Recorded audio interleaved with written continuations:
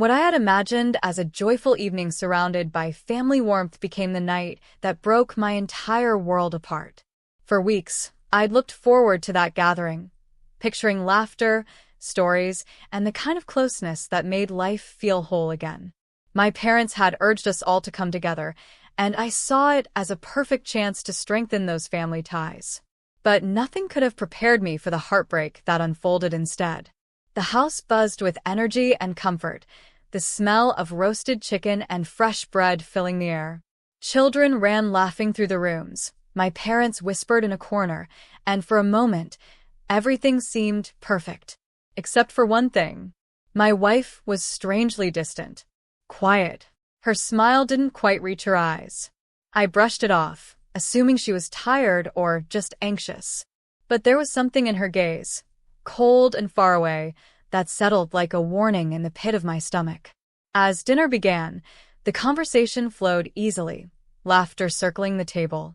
Still, I could feel a tension beneath it all, something unspoken tightening with every passing second. It started with a cousin joking lightly about relationships, and everyone laughed. I did too, thinking nothing of it. But then my wife turned to me, her lips curling into a brittle smile. "I often wonder why I ever decided to tie my life to yours," she said. The laughter died instantly. The entire room froze. My fork hung midair as I stared at her, praying she was joking, but the chill in her eyes told me otherwise.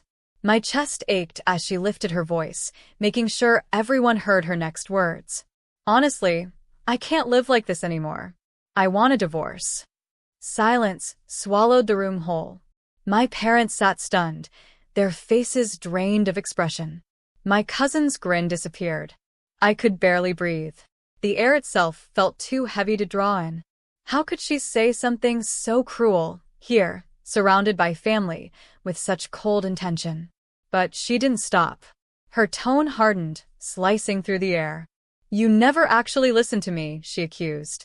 "You're so wrapped up in yourself that you don't even notice anyone else. I've been miserable for years, pretending for your sake. But I'm done lying." Every word hit like a blade. The humiliation burned through me, not just from her words, but from the fact that she'd chosen to destroy me in front of everyone. My skin flushed with shame and fury, yet before I could speak, she leaned back, calm and composed, her expression almost triumphant, as though she'd just won some twisted game. I mumbled an excuse, my voice shaking, and stumbled outside to the backyard. The cool air bit at my face as I struggled to breathe, to piece together the fragments of what had just happened. Memories flooded in, the nights filled with laughter, whispered dreams, shared promises. How could those moments mean nothing to her now? When I finally went back inside, she was waiting by the door. Her face was unreadable, not angry, not sad, just eerily calm. "We can't keep living a lie," she said quietly, her words final and steady. "I've made my decision." I wanted to beg her to stop, to rethink, to remember who we were. But no words came.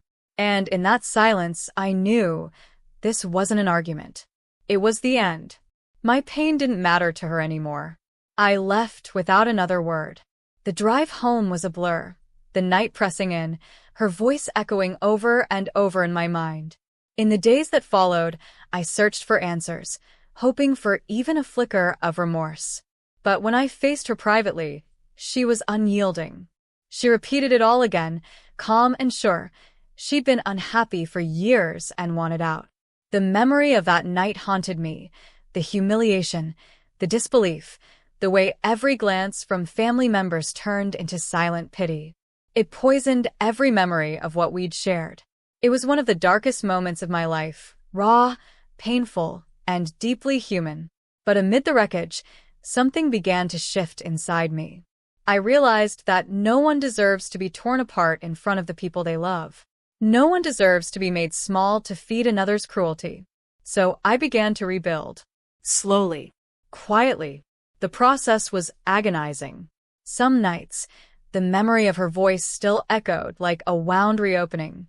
But little by little, I found strength again, the kind that comes not from forgetting but from surviving. Her words no longer defined me.